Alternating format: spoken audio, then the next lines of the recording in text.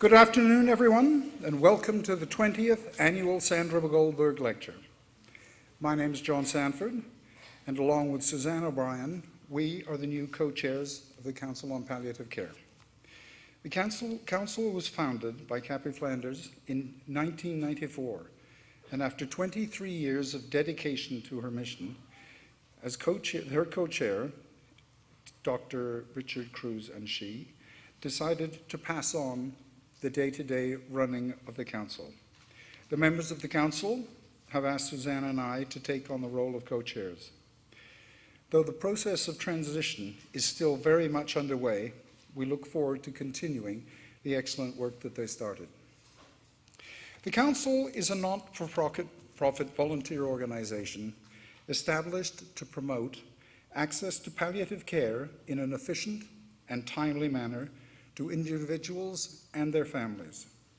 We seek to do this in several ways. By helping with the training of volunteers, without whom the compassion, which is a hallmark of palliative care, would be much harder to accomplish. With lectures such as this, and by providing free workshops, usually 5 or 6 annually, for the general public and professionals. These workshops were started in 1996 and have attracted a wide variety of speakers who willingly give of their time and experience to help explain to the public what palliative care is and how to get the most out of all that is available. They are always very well attended, and it is particularly satisfying to often have many caregivers in the audiences. The Sandra Goldberg Lectures were started 20 years ago by the Goldberg family in memory of their family. They established an endowment for the series of lectures, which the Council administers. We are profoundly grateful for their continued loyalty and generosity to make these lectures possible. They are undoubtedly the highlight of our mission to reach out to the public.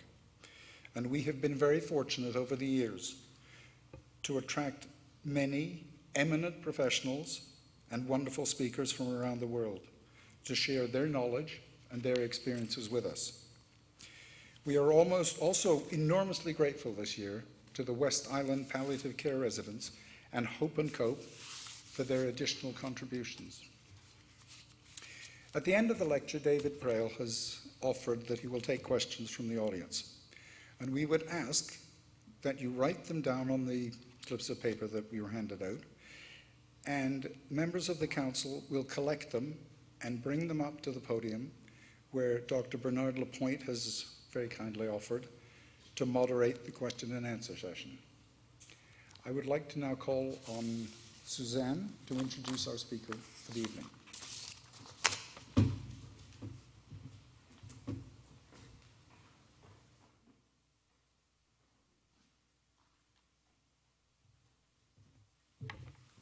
Good evening, everyone. It's truly a great pleasure to introduce David to you this evening. David Praill has worked in hospice and palliative care internationally for over 25 years. A graduate of the Universities of York and Durham in the UK, David moved from mathematics student to Episcopal parish priest to course director of St. George's College, Jerusalem. He joined St. Luke's Hospice in 1991 and became the chief executive of Help the Hospices, now Hospice UK, in 1996. While he was at St. Luke's, David did a 400-mile walk. I can't even imagine 400 miles. He walked the length of Israel, really from Mount Hermon on the Lebanese border to Mount Sinai. And he wrote a book called Return to the Desert. I'll have to read it, but I'm not sure that I want to go to the desert period, and I certainly don't want to walk 400 miles. David led the development of the Worldwide Hospice Palliative Care Alliance and has held various international roles, including international board member of both the National Hospice and Palliative Care Organization in the United States and the Indian Association of Palliative Care. He is on the advisory panel of the Hospice Palliative Care Association of South Africa and is the founder and chairman of eHospice. The title of his lecture this evening is a great one, Celebrating Innovation in Palliative Care. Where next? It's an interesting question, and I know you're going to enjoy David's thoughts on this wonderful topic. So it's a great pleasure that the Council welcomes David Praill to Montreal and to the podium this evening.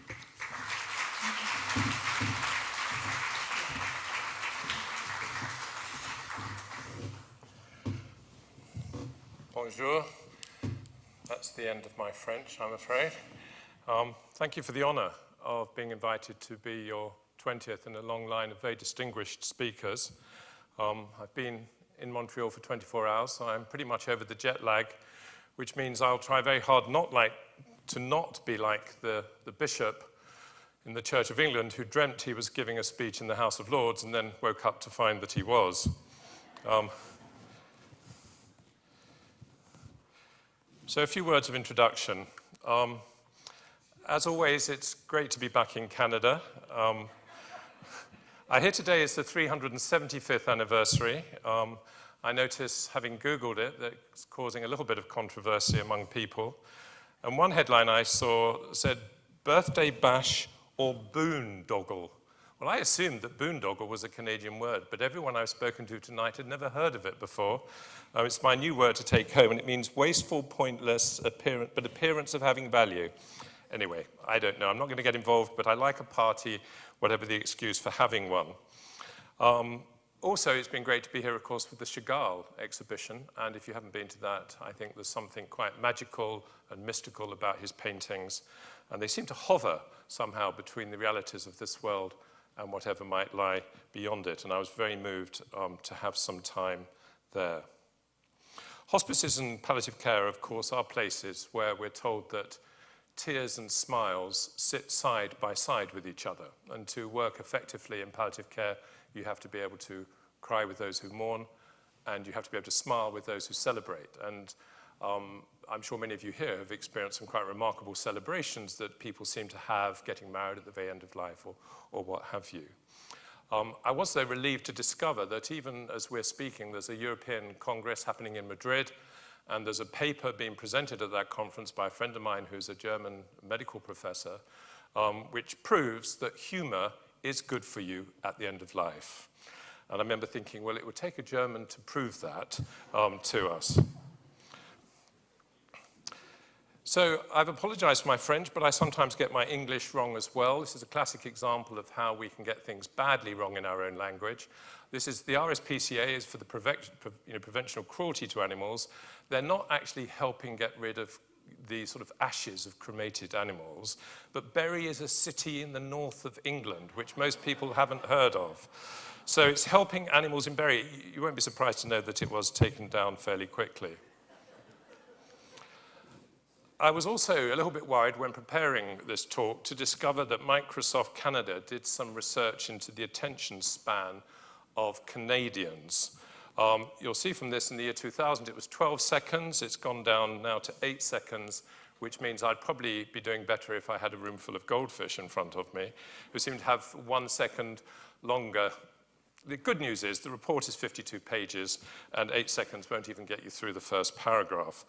But I worked out that if you can only stay with me for 8 seconds, and I'll need 300 slides to keep your attention.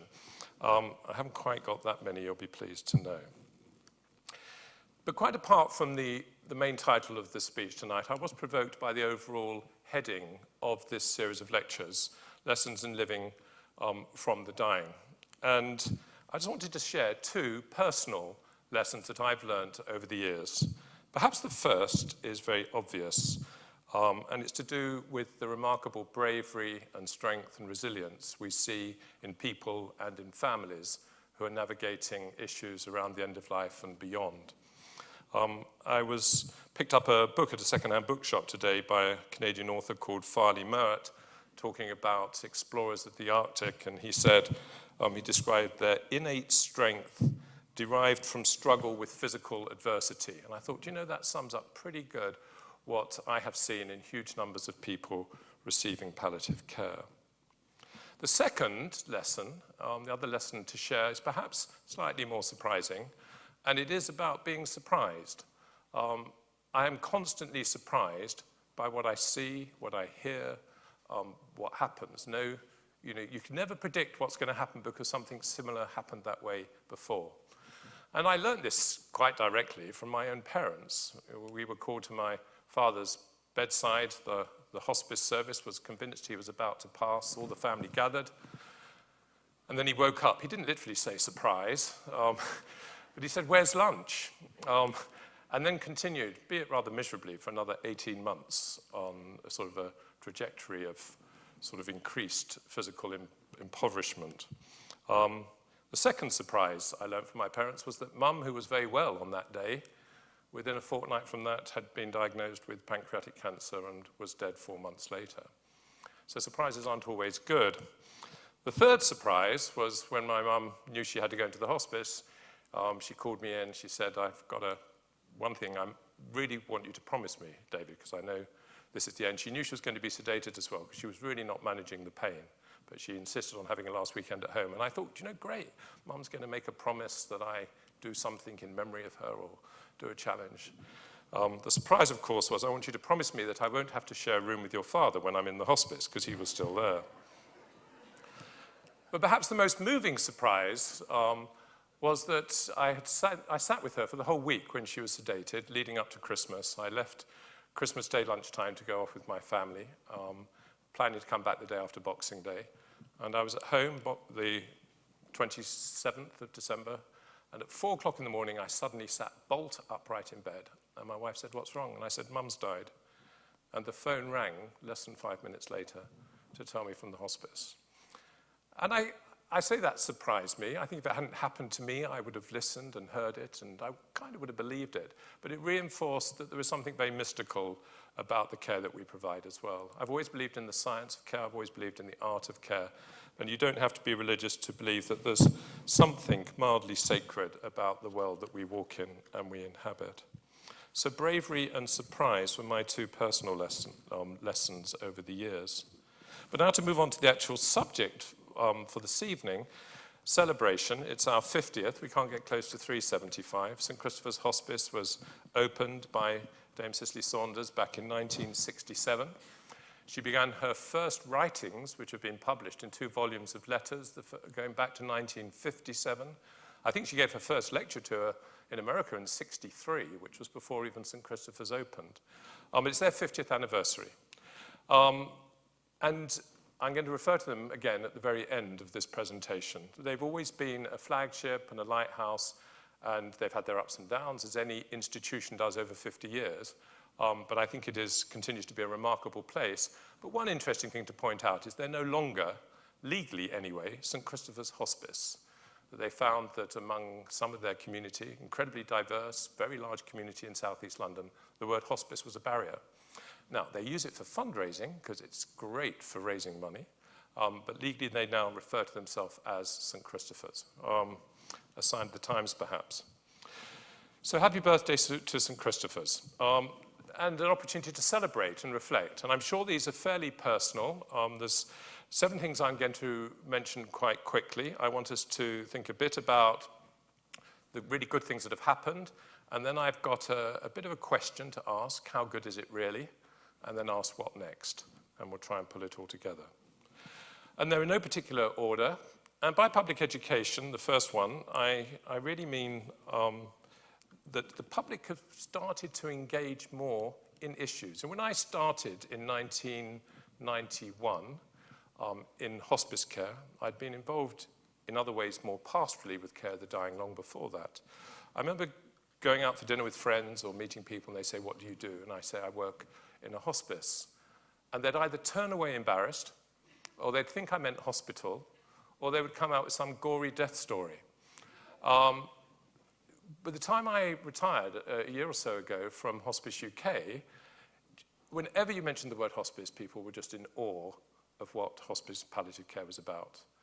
And whether that's because we have got our message over through the media, or whether it's because we've been around 50 years and most people in the UK, it's thought, now know someone or have even had a family member who's received care, or know someone whose family member has received care.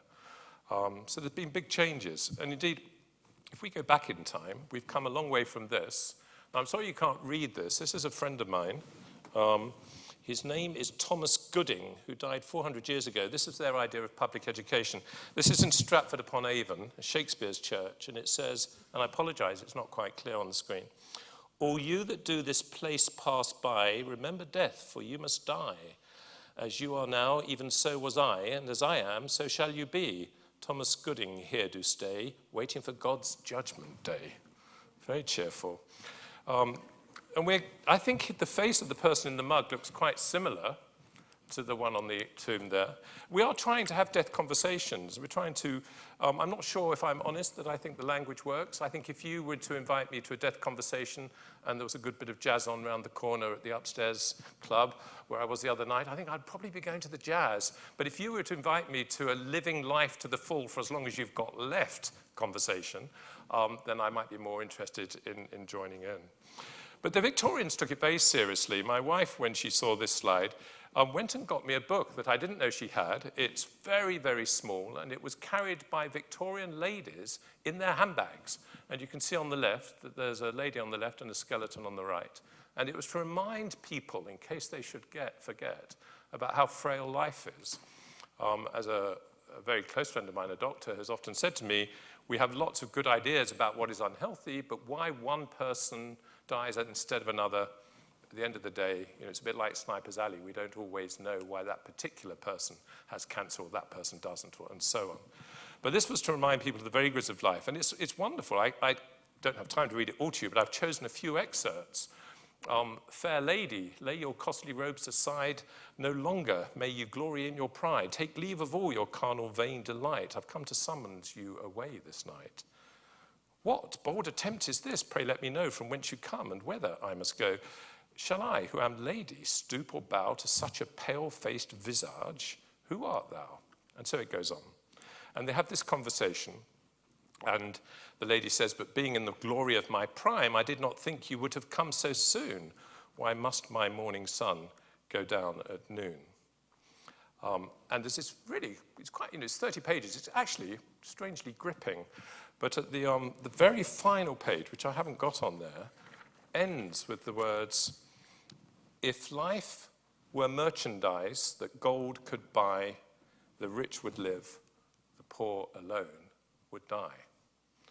Of course, that hints at something which we're beginning to discover is disturbingly true, that wealthy people do live longer than poorer people. And in a recent study just come out from the States, even in close-knit communities with people living very close to each other, the lifespan of the wealthy is longer than the lifespan of their poorer neighbors, even in small communities. But she didn't know that. But we have come a long way in other aspects of public education as well. I think the whole development of public health and health prevention, that's not a poster you're likely to see around nowadays, is it? But we kind of now take it for granted, the battles that were fought. And it came home to me when I was at a workshop a couple of weeks ago with some doctors and nurses from Iran, that Iran grows tobacco and so many people smoke. If, as a doctor, you spoke out against smoking, they would not come to you. The patients would not come. But we kind of take it for granted that we've moved on from that. But I think there are other reasons that we're more open as societies now to talk about issues that matter around end of life. There have been some seminal public events over the last 50 years. One of the most famous, or the one that always stays in my mind, is the photo on the top left of Princess Diana shaking hands with someone living with HIV/AIDS from Casey House in Toronto. And this was the first time, at least in my country, that anyone famous held hands without any barriers at all with someone with HIV/AIDS. They still didn't know quite how it was being transmitted. And later on, she went a step further and famously hugged someone. And then, of course, the outpouring of grief that happened with her death. And this year, there's the 20th anniversary, and there's a 20th anniversary memorial garden. That was almost unheard of. That never used to happen before. The royal family had to change their attitudes. Public discussions took place. And I don't know whether the death of Pierre Trudeau had a similar impact on you in Canada, as Diana did with us, or Winston Churchill did.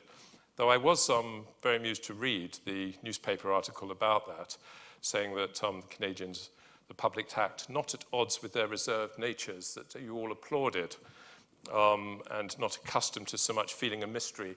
And that's true of all of us in our lives. And I think these major events, whether it's the death of Princess Diana or of other great leaders, does leave us like this. And South African Hospice Palliative Care Association, I think quite ingeniously, have developed national ambassadors who are sportsmen and women who have experienced the loss of a loved one. And Lucas Radebe at the top right was the captain of the South Africa football team. He scored the opening goal when they hosted the World Cup. He was Nelson Mandela used to describe him as one of the people he respected, lost his wife and his mother of cancer in a very short time, and is an ambassador for palliative care.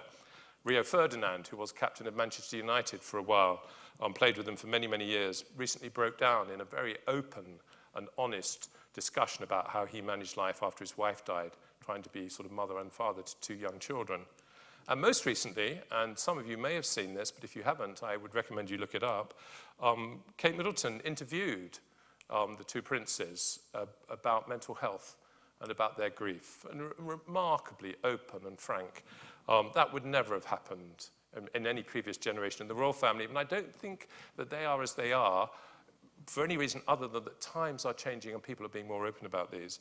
Is that because palliative care has triggered the conversation, or were we also riding a wave that was happening anyway? We can argue, but clearly. And there's a huge amount of what I call subtle education going on with the public. I like this picture in particular. There's the person on the top left you won't know. Her name is Linda Kaiser, a 42-year-old who decided to do a 256-kilometer walk through the Karoo in South Africa in honor of her father who had died and to raise awareness of palliative care. On the bottom left, I'm sure you all know Ian Boss, and I think he's there with your Governor General, and he walked across Canada after his father died, but also raising awareness of palliative care and talking about it as he went along. And there's a group of hospice service from Ontario. So we're out there, the public view is changing, and I think the world is more open to a conversation now than it's ever been before.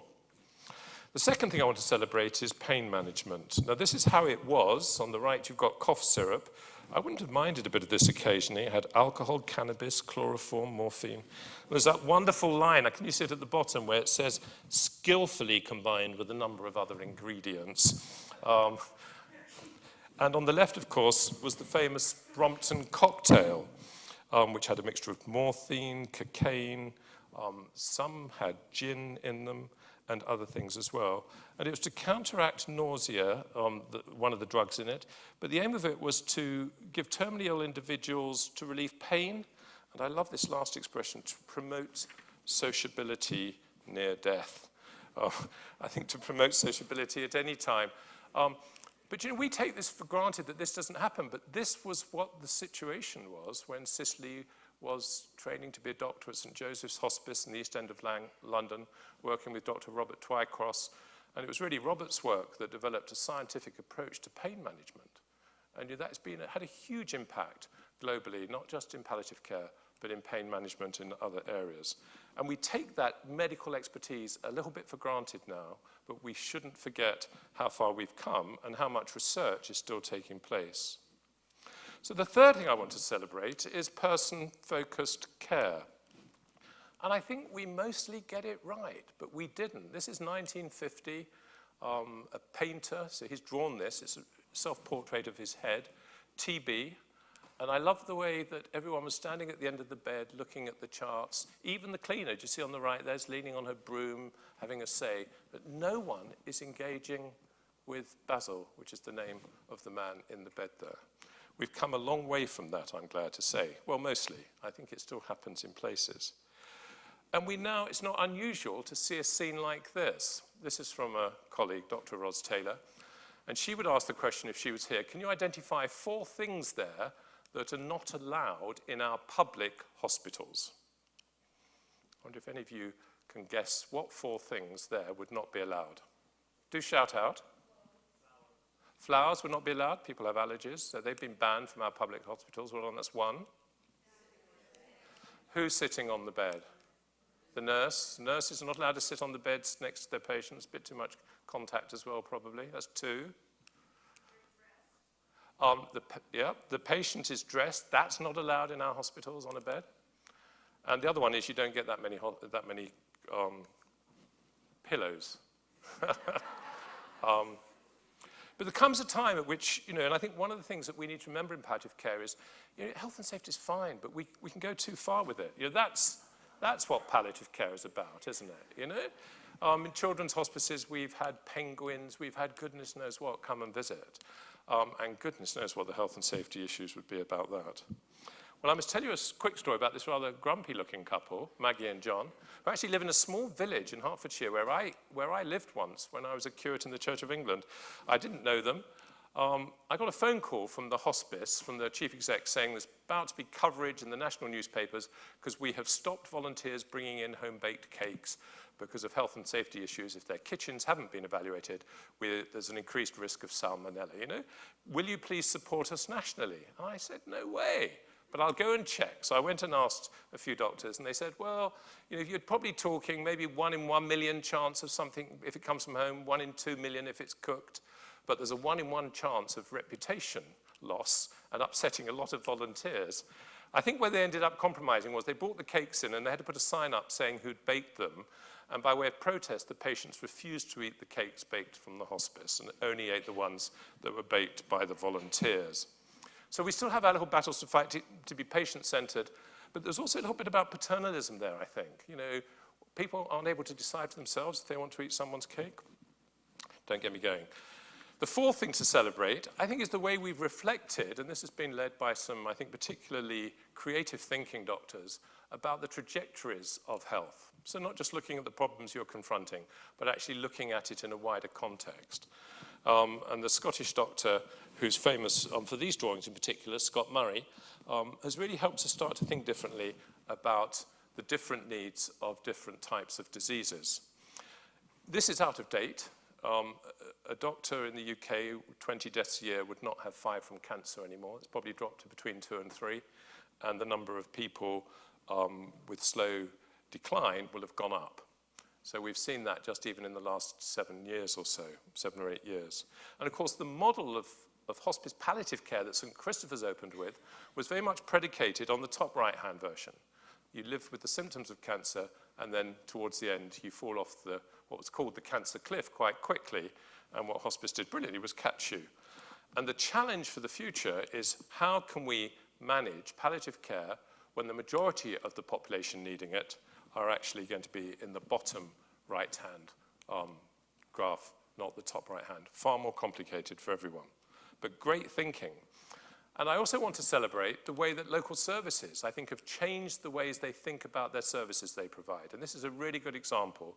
There was a time when I had a conversation with the chief exec of one hospice, and I said, what do you do about the unmet need in your community?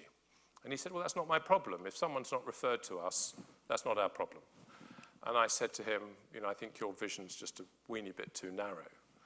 This is an example of another hospice. It covers the whole of the city of Sheffield. They have a very go-ahead thinking, triumphant leadership of a chief exec, a nurse, and a medical doctor. And they were asking the question about their community. Who are the people out there, and what impact are we having? And they were able to estimate just under 4,000 people, probably in the last year of life, who could benefit from palliative care. We have end-of-life registers, which GPs will put someone on if they think you're really quite close towards the end of your life. It's an art, not a science. And they reckon that that's what they were doing as far as their impact upon those different groups. And they decided that what they wanted to do was have an impact more like that, where they were using their more specialist skills, and an impact like that, where they were also engaging the community. But the real shift here is the shift from saying we are responsible for the person referred to us to thinking we are responsible for the community of which we're a part, and reaching out to see how can we meet different needs of different people in different places in different ways, not just respond to the needs of those that come to us. So my 6th celebration perhaps should have been the first. We shouldn't underestimate the importance of this diagram. I think it's probably changed more countries, more lives than many other diagrams you will find. And it came out of the WHO, from Jan Sternsvard in particular.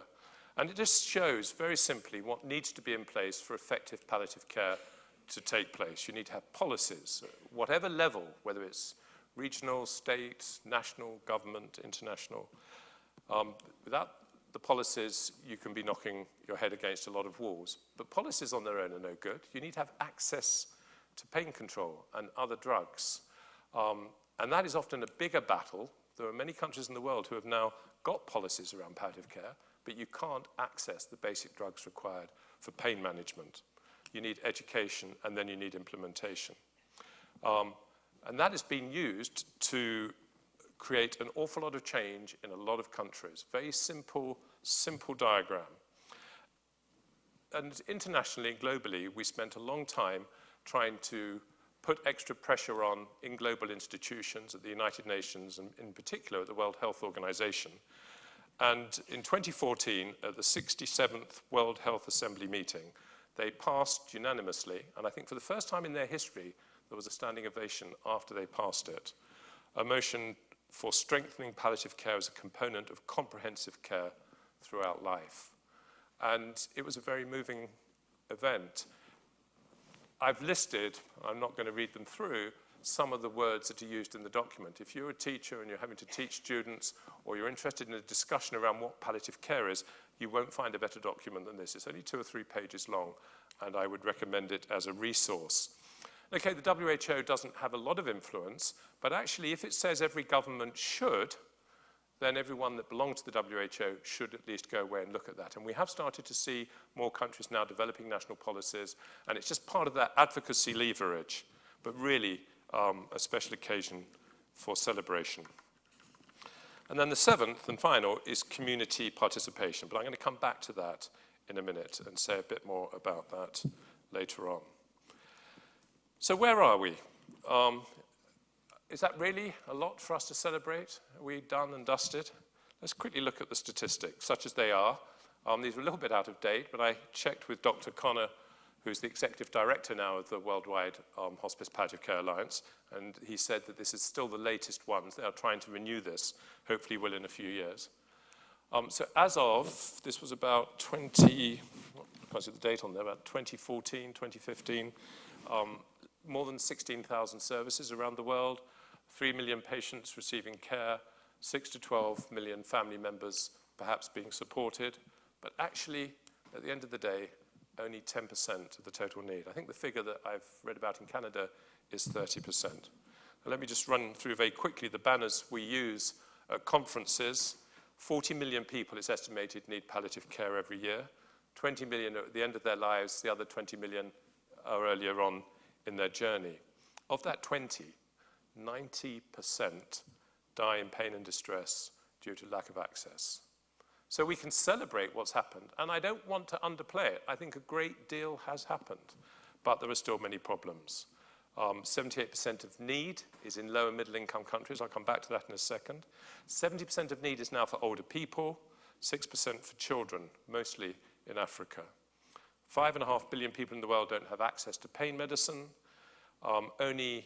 Palliative care is only integrated in the health systems of about 20 countries. I know that that has increased since then, so it's probably 25 plus now.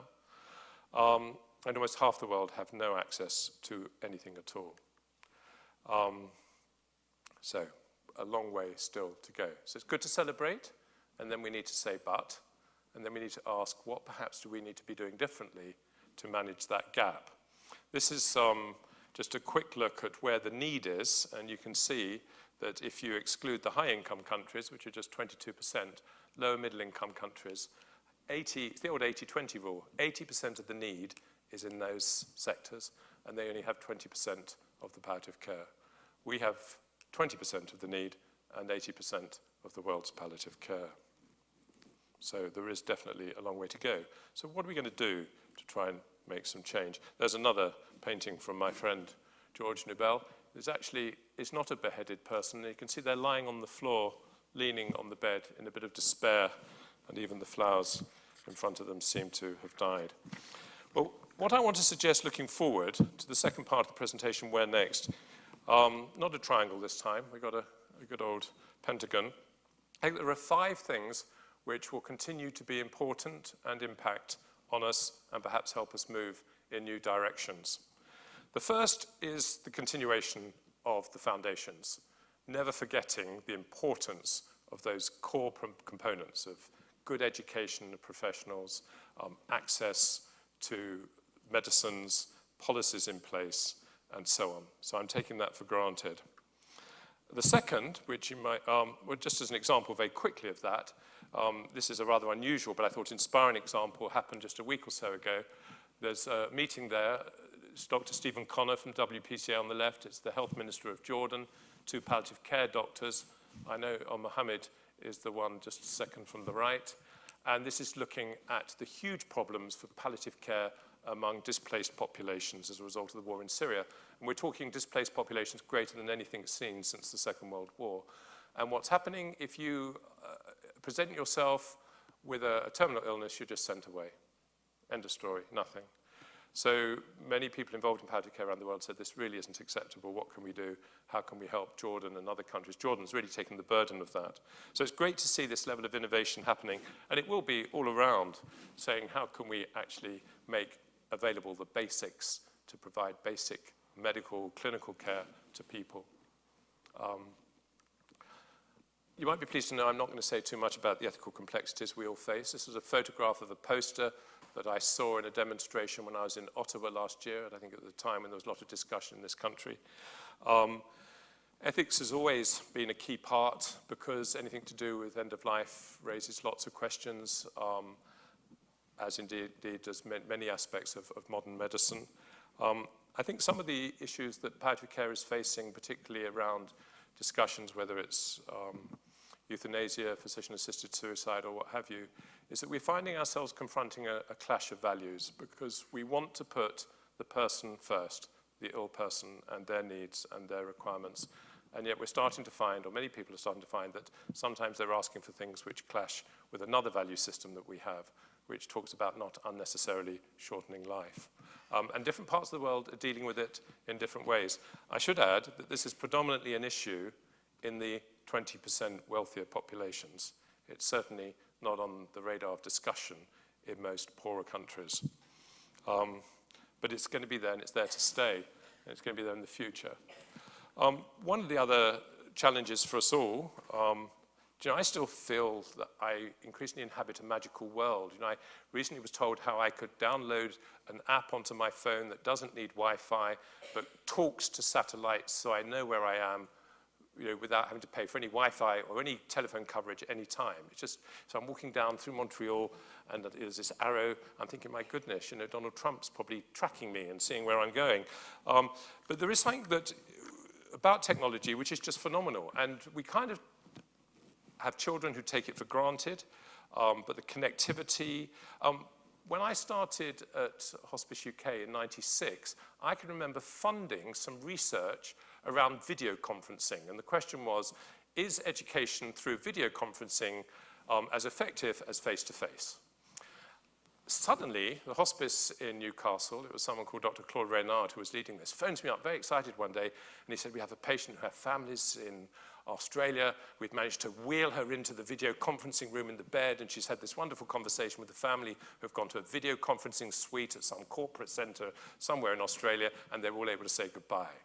Well, you get your mobile phone out now, and you're chatting to whoever, anywhere in the world. There's huge connectivity and changes, much of which is really, really exciting and really good, enables us to learn.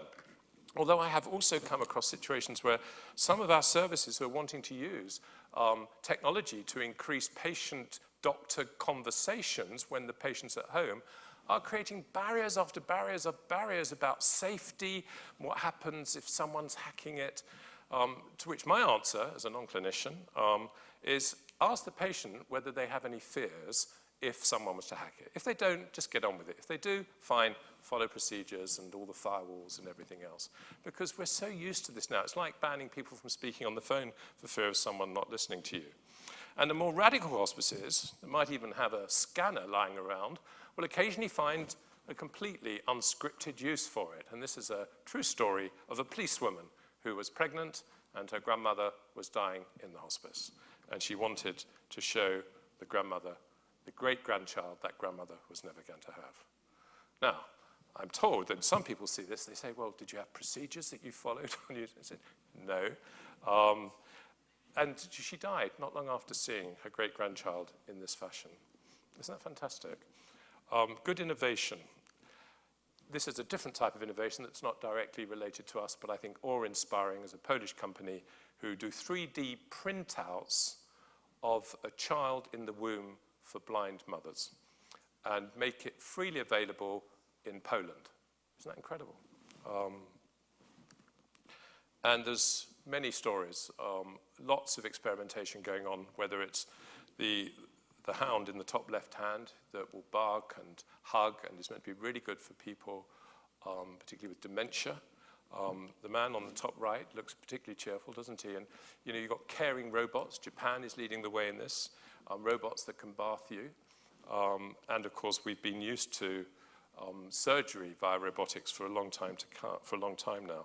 And if you haven't heard of Dr. Watson, then I do suggest you go away and look up Dr. Watson. This is a computer that went to Sloan Kettering, qualified as an oncologist, and is probably able to read and understand anything ever published about oncology and to regurgitate it to doctors that want to inquire about things. Just phenomenal.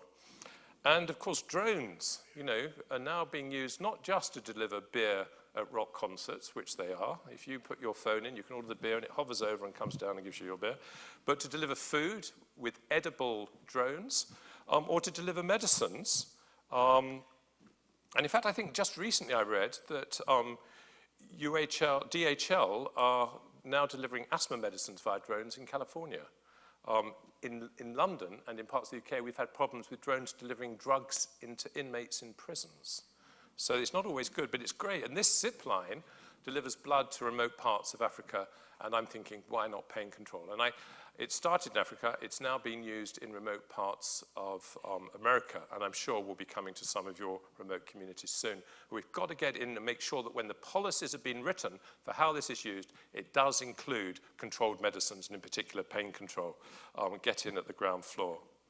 But we're living in a world that's changing faster than we know, and I'm not going to bore you with anything too much more about this, except to say that McKinsey in a report said that what is happening overall, 10 times faster, 300 times the scale, and roughly 3,000 times the impact of the Industrial Revolution.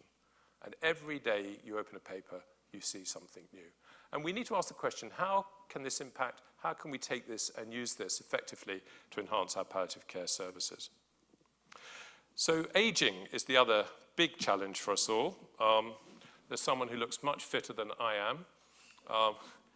It's interesting, when The Economist magazine, their intelligence unit, did a report on where is the best place in the world to die, they had lots of different measures, and one of them was the measurement of need.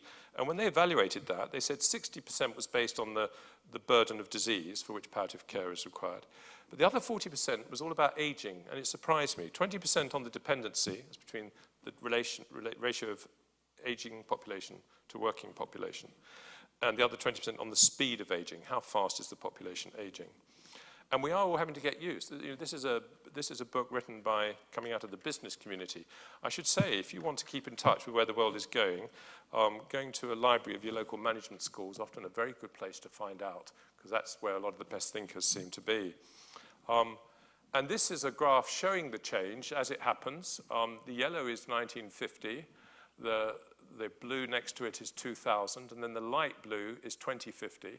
But this is what you can see is in the year 1950, the largest number of people were in the 0 to 4 bracket at the bottom. And we're turning that on its head slowly, and the largest ages are in the middle somewhere. And it's having huge impacts. And the United Nations went so far some years ago as saying that population aging is unprecedented, a process without parallel in the history of humanity. We now have more people over 65 than under 5. In fact, we have done for some years now, for the first time ever in human history. There are some countries, one in particular, where there are more incontinent pads sold to adults than there are to children. I come from a part of London which is called Nappy Valley because it has more children per head of population than anywhere else in Britain and more twins than anywhere else in Europe. My parents lived on the south coast where there's a town, Eastbourne, that's been nicknamed God's Waiting Room. they lived in a town called Bexhill-on-Sea, which was nicknamed where the dead live above ground. So even within our close areas, we will have huge differences. You've got, the average age of people where I live is 31. The average age in Eastbourne, Bexhill-on-Sea, down on the coast. And that has huge impacts on the hospice palliative care services in those areas as against my area, and so on. It's not going to go away, and it's not always.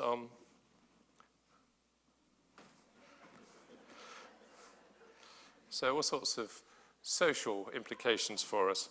There was an academic from Oxford who wrote a book on the future of death, and he reflected on the implications of this shift from death being acute and sudden to being more drawn out and chronic process. And of course, with us all living longer, and we are going to be living longer, the chances are 90% that we'll have at least one morbidity by the time we're 85. Only 10% will get into their 90s without any problems at all. And the unlucky ones will have 8+, perhaps quite serious issues that they're having to live with. So we're facing this population, and again, Scott Murray has started to look at this and says, what does this mean for palliative care? How do we have to redesign our services to work with this? And I think this is a very good chart. We've identified you can live with long-term conditions, manage on your own, perhaps volunteer support or befriend networks or what have you. And something will happen. Could be a fall, could be one of the problems you're living with suddenly gets worse, and you get into a system a bit more, and we have to start to think, how do we move in and support people at the right time, not to reduce any of their independence, not to be paternalistic, but say, when is the time that our services, whatever they might look like, can make a difference, and how do we have to reinvent our services for them to work? We've also discovered, in some studies published recently, that not only is loneliness growing, but there's actually some fairly strong evidence that it shortens life. So loneliness, it is suggested, is a terminal disease, and if that's true, then what is the palliative care response to loneliness? In the UK, 1 in 10 people over the age of 65 see family or friends only once a month. 13% of people over 65 say that they always or often feel lonely. So this comes on to the final part about community engagement, because my view is that this is key to the future of palliative care. This was I just put this up to show the two diagrams. One was the networks that some people had before they consciously tried to interact in a structured way with community building around them, and the second was afterwards. And if you are on the bottom right hand of that left-hand network, you might only know one other person, and therefore getting support is very difficult. So if we can build community networks, we can increase strength and increase our ability to provide care for people. And perhaps I won't stop on this too much, but just to say the painter I've been mentioning earlier, his partner is still alive, 85, and I've got to know him quite recently. He has got his advanced care plan in place. He knocked on a neighbour's door over the road who he knew used to be a nurse and said, will you be my take legal responsibility if I need health decisions made that I can't make. He knocked on someone else's door and said, will you take legal responsibility for my finances if something happens? Oh, great, we need more people to take control and sort things out for themselves. Perhaps the flagship example is what's been happening in Quelle, where it's become a huge thing to provide care and support as volunteers in people's homes for people that are either frail elderly or living with all sorts of diseases, and actually people who are severely disabled as well. They've really expanded. And every year they get together and they make a sort of kind of an annual pledge, a bit like the sort of pledge you might have made in the Boy Scouts or Cubs or Brownies years ago. And I think this is fantastic. I realise that there are hundreds of people in pain and misery with incurable illness around me. I pledge to do everything in my capacity to support them. We're all with them. I've been out into the communities in Kaiser with some of these students. They're young lawyers, young hairdressers, some of them are unemployed. They're trained, and they're trained really thoroughly, and they'll even go out and do initial assessments because they just don't have the clinical staff to do that, and then come back having marked up on charts where the pain might be, and the doctors and nurses sit with them so they can prioritise where they go and visit. It's very, very impressive, not without its risks, but it's very, very impressive. And I did a leadership training thing for some students out there, and they were all applying to become volunteers. And I said, this is fantastic. Why? They said, well, it seemed to be good on your CV if you've qualified to become a volunteer in these neighborhood networks, because it shows that you are engaging in the wider community. I thought, wow, I'm not sure that will happen in the UK for a while. But how fantastic to think that students are given time as well to go out and be carers in their communities. And Dr. Suresh Kumar, who is is now retired from it, but he speaks all over the world, really drove the development of this. And I think this speaks for itself. Many of the problems in advanced diseases are of a non-medical nature. The community has a major role to play in addressing the problems. Then he lists some of them on the right. The spiritual, loss of role, psychological, social, financial, and so on. And then this is a really interesting diagram, because according to what has been going on in Kerala, instead of having the specialist staff with the qualifications at the bottom of the pyramid, they've put the community at the bottom of the pyramid. And actually the specialists are quite a small bit at the top. And this is really quite a turning on the head of what we have perhaps been used to. And the points that he makes, I think very clearly, is that dying is a social issue that requires a medical input, not a medical one that requires a social input. Communities are capable of much more than we give them credit for. Never underestimate the power of communities to heal, to support. We hear bad news all the time. Good news just doesn't hit us in the same way. But everywhere I go, I'm hit by stories of what people are doing and just initiatives people are taking. I'll share a few in a second. Volunteers can be under 50. Wow. Community-based leadership is essential, and it's a journey worth taking. Now we have a few examples of some innovative examples of communities doing things. There's an organization started up in the UK called The Good Gym, because it realized that there were a lot of lonely people not getting visitors and a lot of joggers who were trying to run but didn't feel motivated. They linked the joggers with the lonely people, the elderly people became the joggers' coach, and that means the young people run even if it's raining because someone's expecting to see them with a cup of tea at the other end. And it just does a very simple thing, matches joggers with lonely elderly people. Isn't that great? In Amsterdam, students are moving in with residents in Dutch nursing homes.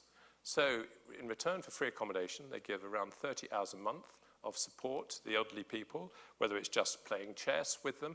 Interestingly, I think a lot of the students are involved with these people in helping them manage IT and conversations, and the feedback from it is fantastic. And I thought, what a great idea.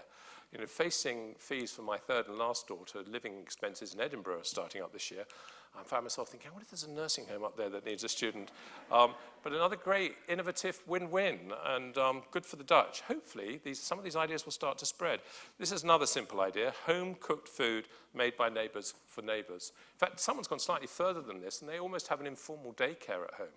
Now, it's informal because that avoids a lot of the problems around regulation and health and safety. So we're not professionals providing care. We're just inviting the lonely person down the road in for a meal, like neighbors do. How far down the organization road do you have to go before you do become something that's institutional and then all of these other requirements? I'm not anti-health and safety, it's there for a reason. But people are providing care in all sorts of ways. Now, can anyone guess what's going on in Jersey at the moment? This is really quite exciting. They have trained their postmen to do assessments on socially isolated elderly people.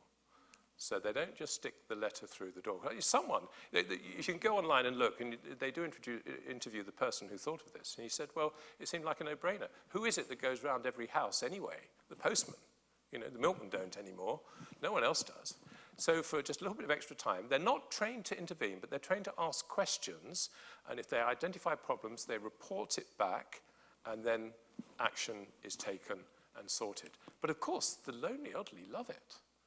They don't feel so isolated. The postman has become not just a friend or not just a letter through the box. Here's another example. The police force in Kerala were trained in palliative care to become volunteers, which I think is quite remarkable. And they have had quite a lot of people going through their services already, and they say it changed the attitude of the policeman towards life. Most recently, and literally something I picked up just the last few days. This has been talked about in Madrid at the conference there, a palliative care physician working with firemen to support them. We kind of take it for granted what a lot of these first responders get up to and don't stop to ask how do they manage it, what is the grief issues they have to deal with. So fantastic cross-fertilization. And I think what's happening is that people are using their hearts and their imaginations to see what can we do and what can we do differently. Now I'm drawing to a close, and I just want to say a couple of things by way of bringing things to a close. This is a curve by the management thinker, Charles Handy. If you've never come across him, if you want a really profoundly moving, insightful, and really quite spiritual book, look up something called The Empty Raincoat. But in one of his earlier books, he drove this. It's called a sigmoid curve. And when you're starting a project, left-hand side, you put lots of energy in. You invest a lot in it. You dig into it, and it starts to take off and grow. And that's the life of many organizations. The trouble is, if you don't at a key point reinvent what that organization is there for, you risk peaking and coming down the other side and dying. And the challenge for hospice care is, where are we on that curve? It's great, actually, to ask yourself as an individual in your own life story as well. When do we reinvent ourselves, and when do we need to make that change? Another way of looking at it, we dreamt the dream, we launched the venture, we got organized. To some extent, we've succeeded, and I'm not underestimating what's happened to get that 10% even that we talked about earlier. We have become institutions, so where next? And what are the risks if we don't change? And I love this quote. It should be on all of our walls. It's from an admiral. The most dangerous phase is, we've always done it this way. We can't say that going forward. It might mean stepping outside of our comfort zones, but we've all got to learn how to do that. The nature of dying has changed. We need to change with it. Look at St. Christopher's strategy. I mentioned them at the beginning. I think this shows huge inventiveness of the leadership team there. This is their strategy. Empower the patient and the public is their first. Their second is help build communities. And it's only the third that's actually providing professional input. They realize they can't solve the problems of everyone in their community, but they can help build the communities to do that. They can still provide the specialist input to those with the complex problems. I'm afraid that's quite difficult to read. Can you see it at the back there? It's about facilitate the input of other organizations. So I bet St. Christopher's didn't see that as their role when they first started. Influence governments and other leaders, and all of this underpinned by a thorough understanding of the needs, capabilities, capacities of the local community. That is a radically different way of thinking about the future from the way St. Christopher's started. And that's why I think they deserve to still be seen as a lighthouse. But we won't always get it right. Sometimes we might start something and we have to stop, and we might try shortcuts, but they will never work. And so we end up, as it can only be appropriate on the 50th anniversary of St. Christopher's, is with one of the sayings of Sicily: go around and see what's been done, see how your own circumstances can produce another version. There's needs for diversity, for imagination, for creativity, for boldness, if we're going to continue meet the unmet need, but also continue to meet the existing need of people as our lives change in the future. So with that, perhaps appropriate note and homage to our founder, as it were, I say thank you very much for listening.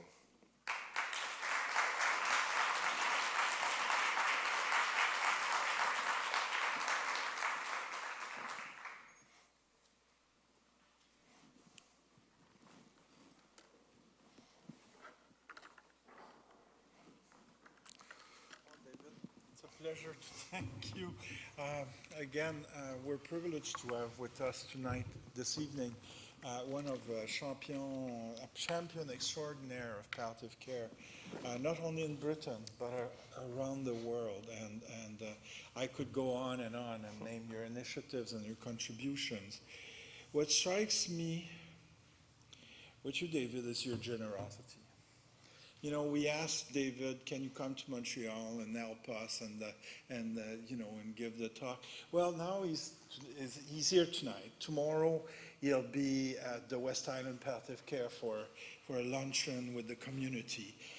Thursday morning at 8:30, he's giving it a motivational intervention and speech to fundraisers and people who we are hoping will become champion of palliative care in this city. And then at lunchtime, well, then it's with volunteers. So you never thought it would be that busy. So there's a lot of points you made this evening, and I'm sure people would like to ask you questions about them. When we started to have written questions, I was probably like 16 years younger, so I didn't have to read like this, but we're asking you to write the questions and bring them down, please, so we can start. Are there questions already there? Maybe I just wanted to react to one thing you were talking about, like, which is solitude. Did you know that Montreal is the North American capital of solitude? One household almost on 3 is inhabited by only one person. Yeah. And this is like tragic almost. What's frightening is the number of people who just don't talk to anyone over weeks at a time, you know.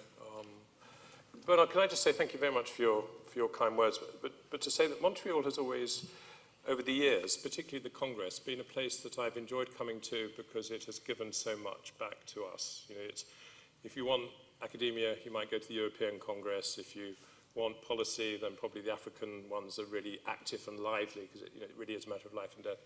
But there's sort of the arts and science and the focus of the international congresses. I know a lot of people that have come because actually they feel fed as well. So a lot of people around the world are grateful to all of you that have been involved in that Congress, and I would encourage you to keep your international vision. There are some parts of the world, and I won't name any names, where we seem to be becoming more insular, but continuing to look out and the richness that comes from that, I think, is a real strength. So it really is a great honor to be back here. Well, thank you. I think, I think that McGill has to be very proud of what it achieved.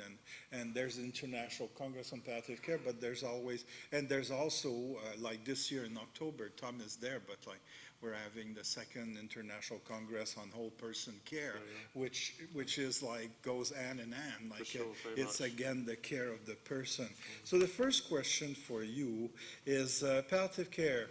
How to access if not enough funds? Are those any foundations that could help support an aging? I don't know if I read your question correctly, but. Well, the question of funding always comes up. I think there are a number of issues. One is, what do you expect your government to fund through official channels, and you're competing with other health institutions? And I think it's important that we all fight to get our share of that pie. And traditionally, palliative care being a latecomer to the table, and sometimes finding it hard to prove with the sort of data that the health informatic people like our effectiveness have struggled. But in the UK, most palliative care is only 1/3 funded by government. The rest comes from the public. With ageing, there are, I don't know, I can't speak for Canada, but in the UK we have foundations that do a lot of work with ageing. But one of the lovely things about communities is that you don't need a lot of funds. You know, if you're just talking about befriending networks, you might need a coordinator or an organizer, but actually these things then start to take a life of their own. And the wonderful thing about Quelle is even the administrators, the organizers, the coordinators, that's their volunteering role. They don't go out and do the visits, but they organize it. And the doctors, it's very clear who's in charge, and it's not the trained staff. You know, they know when they're needed, but this is a community-owned. I don't know many other places. They've tried it in 1 or 2 other places, but it's about finding out what works where and how we do that without expecting sort of buckets of gold to come, because it won't. I don't think it will. There's another question. It's how to overcome all those strict rules that we find, and it's coming from a volunteer. Like the strict rules, like the one about the cakes and the dogs and. I don't know the situation here in Canada. The care, for a volunteer to care. Yeah. I went to visit an elderly man who was dying. I used to go to him at 5:30 in the morning on my way into work. He was being cared for by one hospice and by one hospital palliative care service. and the two didn't coordinate, and it wasn't unusual for staff from both to arrive on his doorstep. He was a friend, and I discovered that for him, he had night sitters who were actually Burmese students. He had been a foreign correspondent in Burma, so when he was looking for help, he found some Burmese students that wanted to earn a little bit of money. He trained them in what he needed, and one slept over at night. But he had this gap, about 5:30 to 6:30, when he was on his own. And I once went, and I had to change his bag because he was in discomfort. And I remember someone phoning me up at work and saying, we've just had a complaint about toys being taken from one patient's room to another, and that they should be actually doused in disinfectant to manage infection control. We're choosing to ignore it because we've never had an infection problem in the hospice. And I said, well, I've just changed a colostomy bag for the first time in my life. You know, it was an incredibly powerful moment. I'd never seen one, but I'm not a clinician, I'd never seen one before. And he just said, well, this is what you do, David, put your gloves on. And 3 minutes later, it was done. And I said, I've been coming to see you for 6 months. Why did you never ask me to do that before? And he said, it was actually shame of you seeing me naked. It was nothing to do with the bag. So I was telling this story, and people said, well, I hope you weren't there as an official volunteer. And I said, no, I was just there as a friend. They said, well, you could still be sued, even as a friend. I'm thinking, oh, the world's going mad.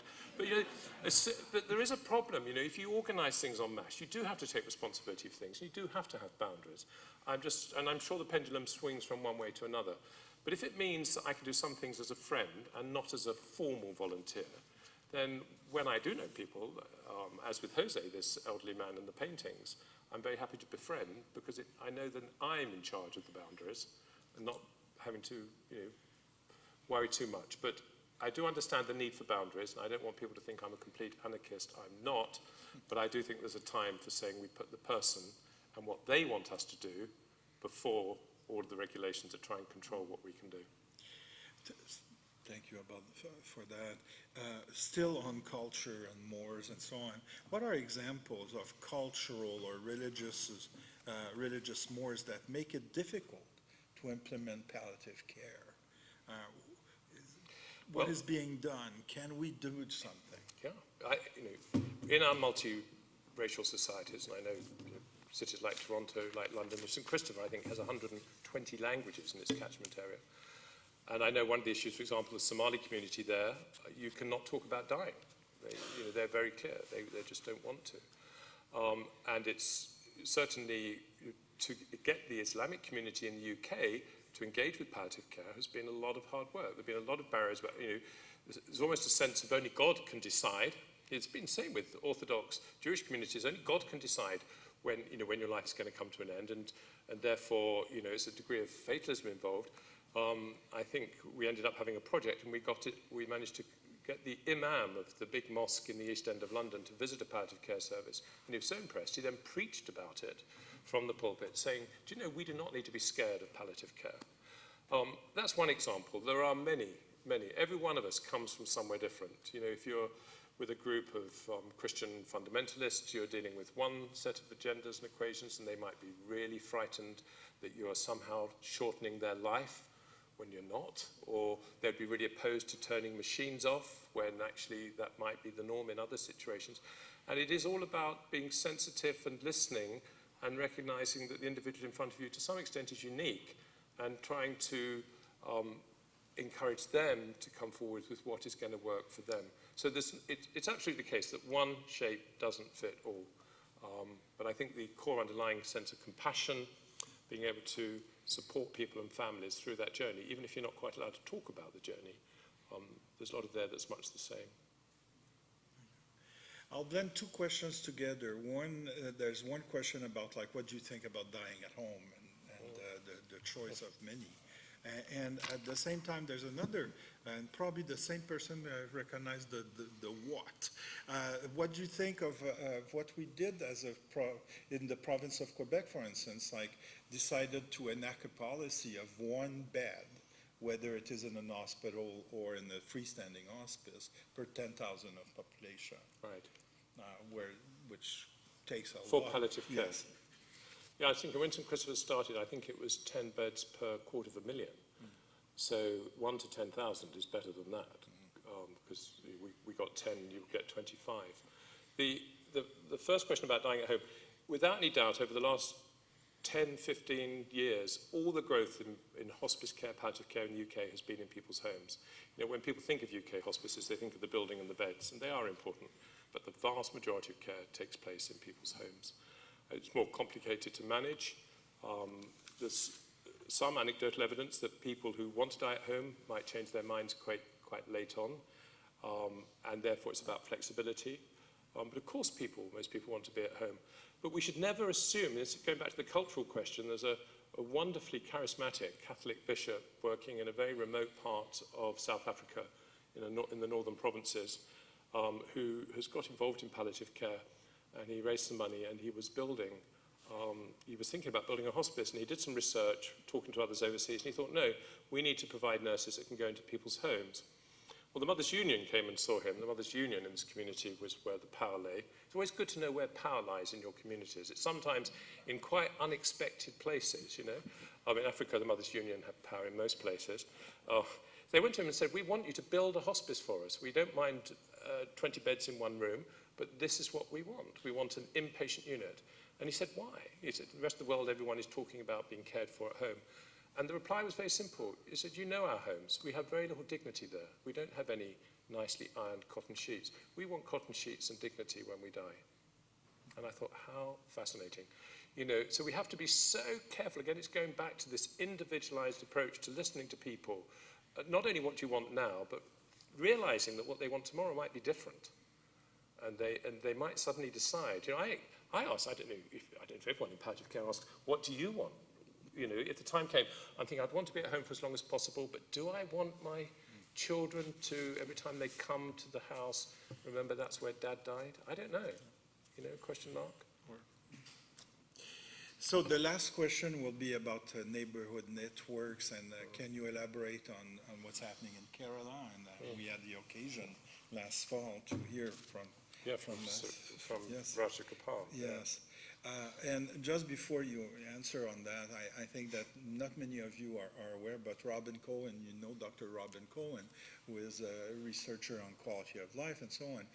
And I worked over the last few years on the efficacy of volunteers to support caregivers, not the patients at home, but the caregivers. Absolutely. And showed how important such a very simple approach, like costs next to nothing, brings a lot.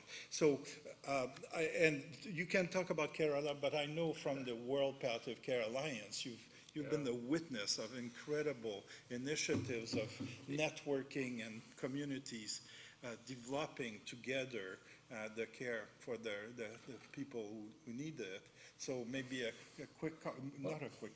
comment on that, and then that will be the last. Okay. Well, Kerala is an interesting example because I don't think I'm giving away any secrets to say that when the service started, there was a split between the two leaders of it.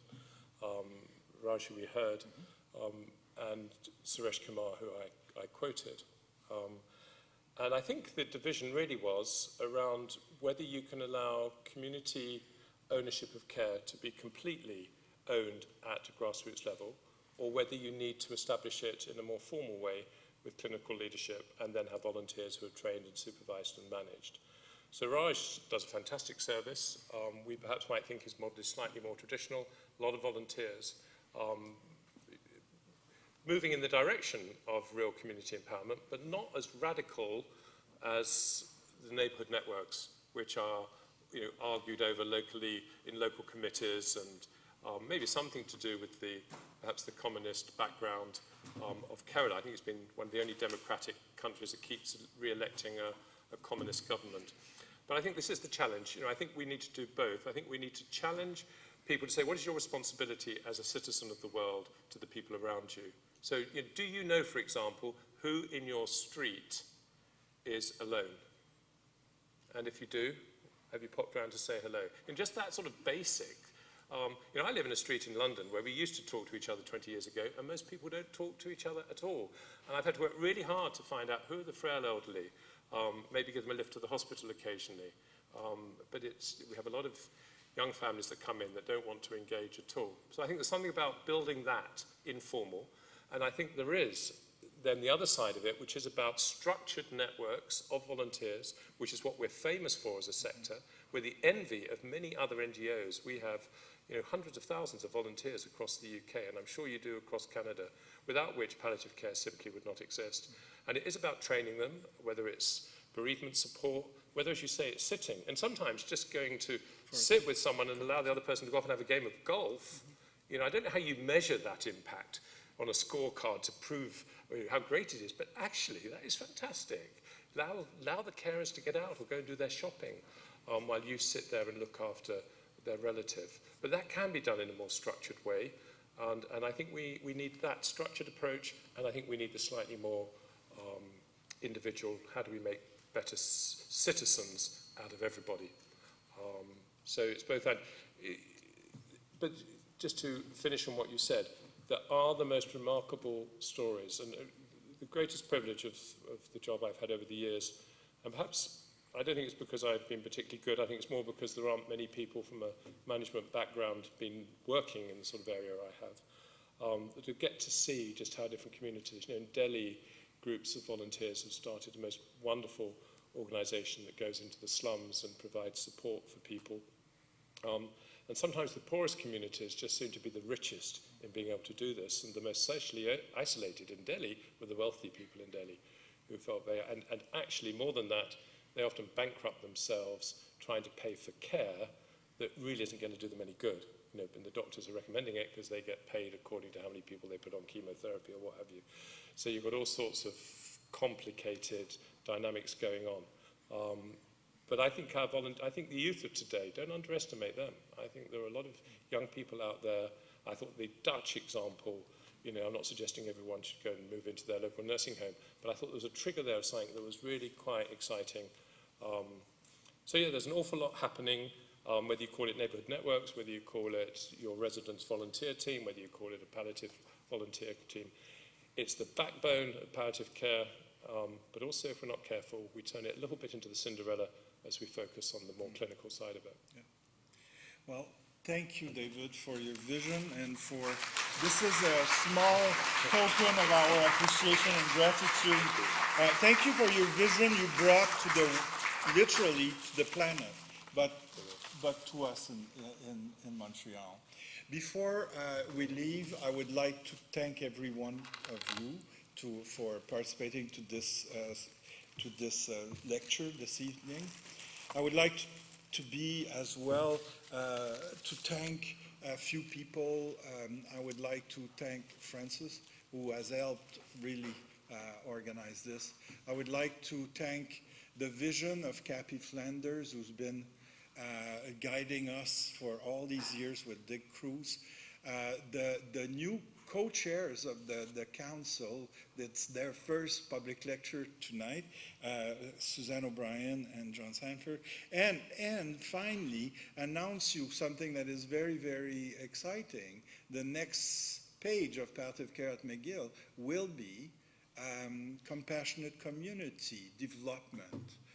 How can we at McGill become a more caring community?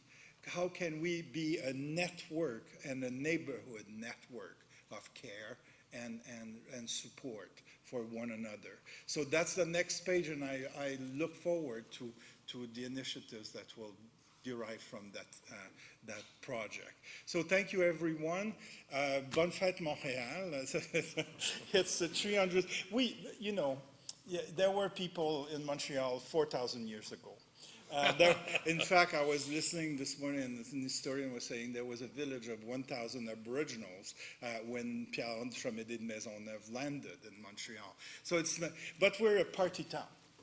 We love parties, and tonight will be absolutely remarkable for that. You'll see their parties all over, and manifestation or demonstration all over the place. So it's very Latin, if you wish. So thank you, everyone. Thank you for your presence.